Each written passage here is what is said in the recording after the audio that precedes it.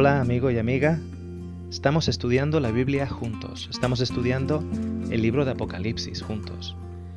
Espero que estés escudriñando las Escrituras, que estés revisando y confirmando las referencias que a lo largo de estos estudios te he estado presentando. Hay muchas personas que me aprecian, aquellos que están escuchando, aprecian nuestras presentaciones, nuestro ministerio, etc. Me aprecian como persona, pero eso no es razón suficiente para creer lo que yo te esté diciendo del libro de Apocalipsis.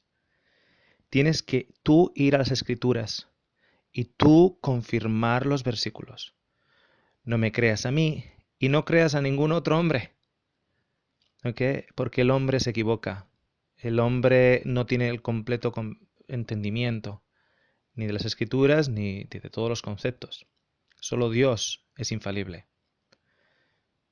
Como pueblo de Dios tenemos muchas cosas que aprender y muchas cosas que desaprender. Y si no estamos dispuestos ni a una ni a la otra, ni a aprender ni a desaprender, nos vamos a llevar un gran chasco. Tenemos que aprender a abrir la palabra y a buscar en la palabra si estas cosas son ciertas. Esto es el espíritu de aquellos judíos que se encontraban en Berea. En Hechos 17, versículo 10 al 12, dice lo siguiente: Inmediatamente los hermanos enviaron de noche a Pablo y a Silas hasta Berea, y ellos, habiendo llegado, entraron en la sinagoga de los judíos. Y estos judíos eran más nobles que los que estaban en Tesalónica, pues recibieron la palabra con toda solicitud, escudriñando cada día las Escrituras para ver si estas cosas eran así.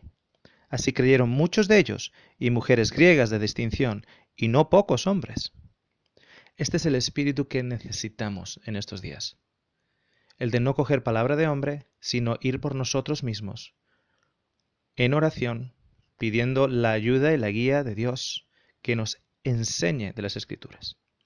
Lo que estoy compartiendo con estos estudios es personalmente mi proceso en esta aventura, en el proceso de ir a las Escrituras, escudriñarlas y poner todo a prueba y todo comparado con la Biblia. Antes de comenzar, como siempre, vamos a empezar con una oración. La oración en el capítulo 1 de Apocalipsis, versículo 3. Bienaventurado el que lee y los que oyen las palabras de esta profecía y guardan las cosas en ella escritas, porque el tiempo está cerca. Es por ello, Padre, que te pedimos que seas tú el que nos enseñe durante esta hora. En el nombre de Jesús. Amén. Déjame recordarte y hacer referencia a Apocalipsis 9 con el ángel que tiene la llave del abismo. Bajo mi entendimiento y bajo mi estudio, y tú con tu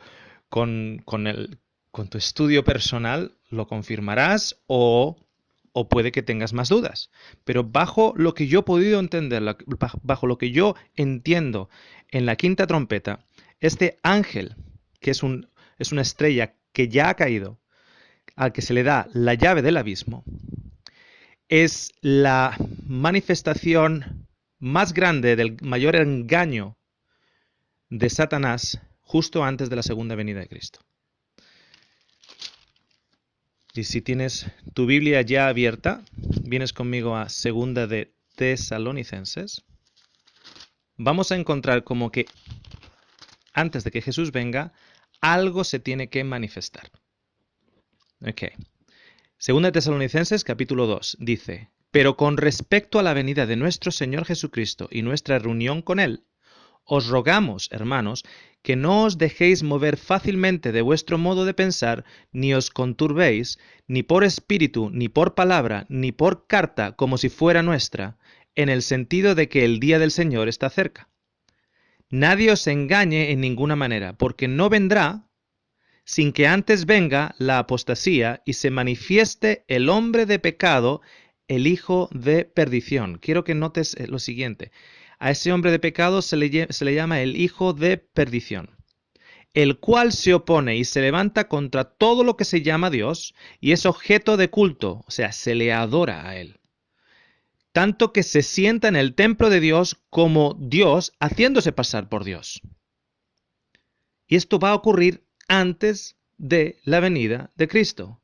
Esto tiene que pasar antes de que Cristo venga. Versículo 5. ¿No os acordáis que cuando yo estaba todavía con vosotros os decía esto? Y ahora vosotros sabéis lo que lo detiene, a fin de que, a su debido tiempo se manifieste. ¿Quién lo detiene? ¿Quién detiene a este hombre de pecado que va a perdición? ¿Ok? Dice, porque ya está en acción el misterio de la iniquidad, solo que hay quien al presente lo detiene, hasta que él a su vez, el que lo detiene, a su vez sea quitado de en medio. Es mi interpretación, junto con otras referencias, por ejemplo, en el capítulo 7 de Apocalipsis, el que está sujetando los vientos, que ese que retiene o que detiene a este hombre de pecado, a esta manifestación que se sienta en el trono de Dios haciéndose llamar Dios y que ocurre antes de la segunda venida de Cristo, el que lo detiene en realidad es Dios. Dios lo está reteniendo, pero a Dios se le va a quitar del medio. ¿Cómo se le puede quitar a Dios del medio? Fácilmente. Dios no puede salvar a aquellos que no quieren ser salvados. Y Dios tiene que respetar cuando aquellos que no quieren ser salvados quieren ser destruidos, o quieren elegir la muerte en lugar de la vida, o quieren elegir sus concupiscencias, sus iniquidades, su mente perturbada, prefieren creer una mentira en lugar de creer la verdad. Dios tiene que respetarlo y Dios se tiene que quitar del medio y dejar que cosechen las consecuencias de aquello que ellos libremente han elegido. Entonces, en el versículo 8 nos dice que cuando Dios se ha quitado del medio, y entonces se manifestará aquel inocuo a quien el Señor matará con el espíritu de su boca y destruirá con el resplandor de su venida. En otras palabras, cuando Jesús venga, este hombre de pecado que se hace pasar por Dios, que usurpa la imagen de Dios y el trono de Dios, todavía estará reinando. ¿Por qué? Porque Jesús viene y en su venida este usurpador es consumido. ¿Okay? Entonces, este no es un usurpador en la Edad Media únicamente. Si bien ese usurpador de la Edad Media puede ser una aplicación a esta profecía, la confirmación completa de esta profecía, el cumplimiento completo, es al final, porque él al final va a estar rigiendo, va a estar gobernando, va a estar haciéndose pasar por Dios, y es al final cuando Jesús viene y en su venida este malhechor es consumido. Entonces se manifestará aquel inocuo a quien el Señor matará con el espíritu de su boca y destruirá con el resplandor de su venida. Versículo 9. Inocuo cuyo advenimiento es por obra de Satanás. En otras palabras, el que pone a este hombre de pecado allá y usurpa a Dios es Satanás mismo. Detrás de ello este es simplemente una personificación de Satanás, una marioneta de Satanás. Tú le ves a este falso Jesús, lo podríamos llamar, y de la misma manera que Jesús decía, me habéis visto a mí, habéis visto al Padre, es ver a este falso y ver a Satanás. Porque detrás de él está Satanás. En otras palabras, si Jesús era la personificación del Padre, este malhechor, este falso Cristo, es la personificación de Satanás. El versículo 9 nuevamente, inocuo cuyo advenimiento es por obra de Satanás, con gran poder y señales y prodigios mentirosos, y con todo engaño de iniquidad para los que se pierden, por cuanto no recibieron el amor de la verdad para ser salvos. Y por esto Dios les envía un poder engañoso para que crean la mentira, a fin de que sean condenados todos los que no creyeron en la verdad, sino que se complacieron en la injusticia. Si tú te complaces en la injusticia, si tú rechazas la verdad y lo que quieres es creer la mentira, Dios tiene que respetarlo. Dios es amor y en su amor está implícito el libre albedrío. Y si tú dices a Dios, yo no quiero que tú me salves, Dios no te puede salvar. Dios tiene que respetar tu opinión, el ejercicio de tu voluntad. Entonces, Justo en el último tiempo tenemos la marca de la bestia y tenemos la marca o el sello de Dios. Aquí en 2 Tesalonicenses capítulo 2 nos dice qué está detrás de ese sello de Dios. ¿Qué es lo que en realidad están rechazando aquellos que reciben la marca de la bestia? En versículo 10, y con todo engaño de iniquidad para los que se pierden, por cuanto no recibieron el amor de la verdad para ser salvos. O sea, el sello de Dios tiene diferentes ángulos en los cuales podemos describirlo. Pero en la base de ese sello está el amor de Dios. Y aquellos que no reciban el amor de Dios y el carácter de amor de Dios, en realidad están recibiendo un carácter de iniquidad. Un carácter que no les está transformando en un verdadero hombre y una verdadera mujer a imagen y semejanza de Dios, sino en realidad a imagen y semejanza de la bestia. Por lo cual la bestia puede decir, no, no, si mira su carácter, se puede ver claro que tienen mi marca, porque no tienen la marca del amor de Dios. Ok, esto ocurre antes de la segunda venida de Cristo. Y es mi convencimiento a día de hoy, según lo que yo estudio en las Escrituras, es mi convencimiento que esa manifestación empieza a tomar forma en el capítulo 9 de Apocalipsis, donde por todo el capítulo vemos como ese ángel al que se le da las llaves del abismo crea el mayor engaño, la mayor decepción nunca antes vista. Y aquellos que rechacen esa decepción, ese engaño, serán perseguidos. Así que capítulo 9 de Apocalipsis, versículo 1, dice, el quinto ángel tocó la trompeta y vi una estrella que cayó del cielo. Cuando dice una estrella que cayó del cielo, la estrella ya ha caído. La estrella no está cayendo. Vi una estrella que estaba cayendo del cielo, no es lo que dice, es una estrella que cayó del cielo. La estrella que cayó del cielo y que tiene personalidad, me refiero que no es un objeto, sino que tiene una personalidad de persona, es Satanás mismo, que con él cayó también un tercio de los ángeles del cielo. Ok, entonces, vi una estrella que cayó del cielo a la tierra y se le dio a él, no a ello, a él, se le dio la llave del pozo del abismo. Ok, la llave del pozo del abismo. ¿Qué es el abismo? Ayer mismo le pregunté a un grupo de personas que estamos estudiando juntos también el libro de Apocalipsis en nuestra iglesia. Le pregunté, ¿qué es el abismo? Y hubo quien me dijo, el abismo es confusión. Le digo, vale, ¿de dónde sacas que el abismo es confusión? Bueno, es la palabra que en griego, que cuando se traduce la Biblia en griego, el Antiguo Testamento se lo traduce en griego, es la misma palabra, el pozo del abismo, en el cual se encuentra, se encuentra la tierra sin forma, y esa palabra es sin forma, es la misma palabra, pozo del abismo, entonces es confusión. Ok. Una de las cosas que tenemos que tener súper claras.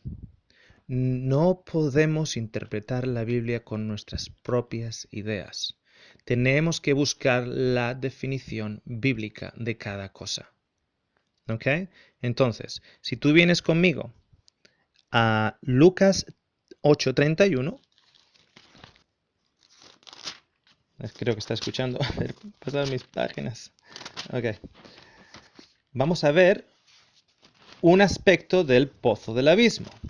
En Lucas 8:31 vemos la historia de cómo demonios están dentro de un individuo y Jesús está a punto de sacarlos de este individuo. Entonces encontramos la historia, es la historia del endemoniado gadareno. Empecemos en el versículo 26 para aquellos que no conocen mucho la historia. Y arribaron a la tierra de los Gadarenos. estamos hablando en Lucas 8, versículos 26, que está en la ribera opuesta a Galilea. Al llegar él a tierra, vino a su encuentro un hombre de la ciudad, endemoniado desde hacía mucho tiempo, y no vestía ropa ni moraba en casa, sino en los sepulcros. Este, al ver a Jesús, lanzó un gran grito y postrándose a sus pies, exclamó a gran voz: ¿Qué tienes conmigo, Jesús, Hijo de Dios Altísimo?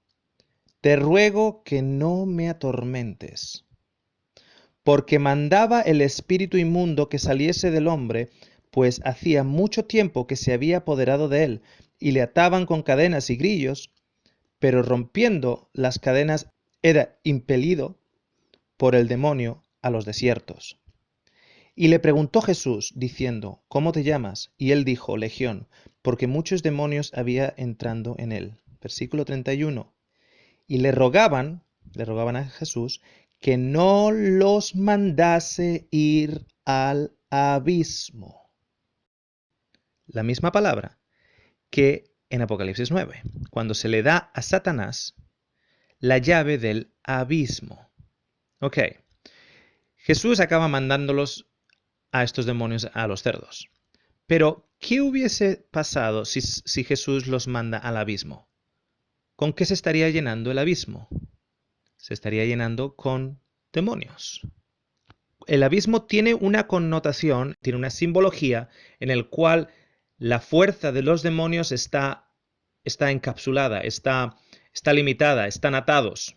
De hecho, la misma palabra se utiliza cuando da comienzo el milenio en Apocalipsis 20 y un fuerte ángel de Dios coge a Satanás y lo encadena en el abismo. En el abismo hay una restricción de los poderes malvados cuando esos poderes malvados están, digamos, en cuarentena en el abismo. Lo que sea que el abismo están en cuarentena en el abismo. Entonces, si Jesús hubiese mandado a estos demonios al abismo, los hubiera, digamos, atado, encarcelado en el abismo, su poder de decepción, su poder de engaño hubiese estado limitado. De la misma manera que estará limitado para Satanás y sus ángeles durante 1000 años, cuando el milenio comience. ¿Okay? También ellos van a estar atados en el abismo. Entonces, el abismo tiene esa connotación de el lugar o una restricción del poder del mal, del poder de la oscuridad. Pero no es solo eso. Usa también Pablo la misma palabra, abismo. Pero fíjate ahora la connotación que tiene. Vamos a leer en Romanos 10. Vamos a empezar del versículo 5 para dar un poquito de contexto. Versículo 5 de Romanos 10 dice lo siguiente: Porque de la justicia que es por la ley, Moisés escribe así: el hombre que haga estas cosas vivirá por ellas. Pero la justicia que es por la fe dice así: no digas en tu corazón, ¿quién subirá al cielo? Esto es para traer abajo a Cristo. Y luego fíjate lo que dice: ¿o quién descenderá al abismo? Esto significa para hacer subir a Cristo de entre los muertos. Esto es lo que significa cuando dice: ¿quién descenderá al abismo para hacer subir a Cristo de los muertos? ¿O quién descenderá al abismo para hacer subir a los muertos? Ok. Uno de los aspectos del gran engaño de Satanás es el siguiente, como estudiamos en el anterior estudio. Es la manifestación de tus seres queridos, aquellos que han sido puestos a dormir, aquellos que ya no están entre nosotros, aquellos que no saben nada y están esperando la resurrección. La manifestación o la impersonificación de esas personas muertas, pero que te aparecen enfrente y huelen igual, hablan igual, se comportan igualmente.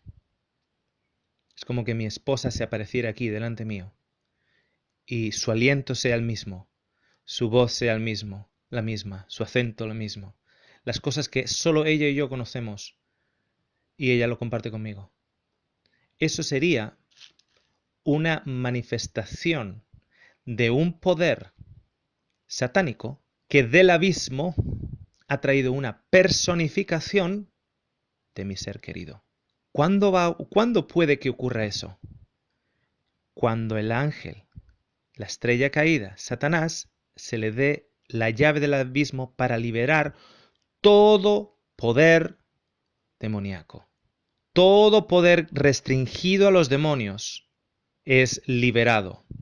Y en personificación no solo de los muertos, sino la impersonificación del mismo Jesús mismo.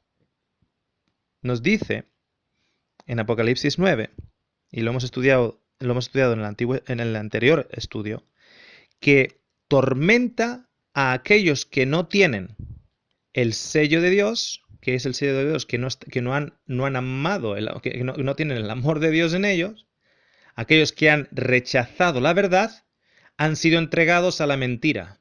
Y dice que son engañados como el escorpión engaña. O como son engañados, son tormentados como por picadura de escorpión. La picadura de escorpión viene de la cola. Y la cola, en Isaías 9:15, nos dice, la cola es el profeta que habla mentiras. Un profeta es alguien que viene en el nombre de Dios. Un profeta que habla mentiras es alguien que viene en el nombre de Dios, pero en realidad es falso. Y a través de esa manifestación, vimos en el anterior estudio cómo Satanás crea el mayor de los engaños justo antes de la venida de Jesucristo. Y en ese mayor de los engaños, que viene del abismo, el abismo tiene esa connotación de una resurrección. Alguien viene de los muertos. O muertos son manifestados, o Cristo es manifestado, o seres queridos son manifestados, o algo que antes estaba muerto o que recibió una herida mortal es resucitado o levantado nuevamente. Ok, quiero que te quedes con el detalle de que esto todo viene del abismo, y ese es el concepto de abismo en la Biblia de acuerdo con la definición bíblica. Siempre enfatizo, de acuerdo con la definición bíblica. Y en este estudio te vas a dar cuenta cuán importante es entender la definición bíblica. Ok. Estamos estudiando la bestia de las 7 cabezas y te invito a que continúes escuchando.